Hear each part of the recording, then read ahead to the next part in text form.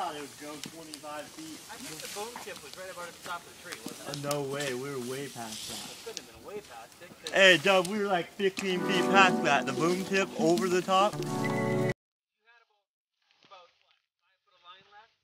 Nah, dude, it was literally, we were way above it.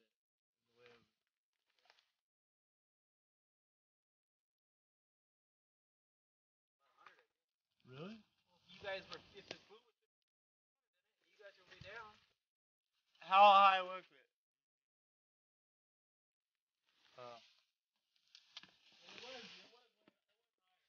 It was higher. The actual boom tip. Wow. It seems so much higher. We were like, I thought it was like I guess it was 140 to 150 foot. Because you could see it, like you couldn't see the top.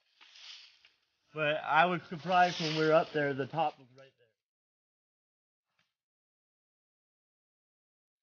How's it going? We'll be done soon. Got the hot saw out. Got the dump. And then we're gonna what? We're gonna climb up the tree and take pics. How tall is really it? cool. Come on, dude. We're good for a heavy amount, right? Not with that section there. We're not really good. So you want to take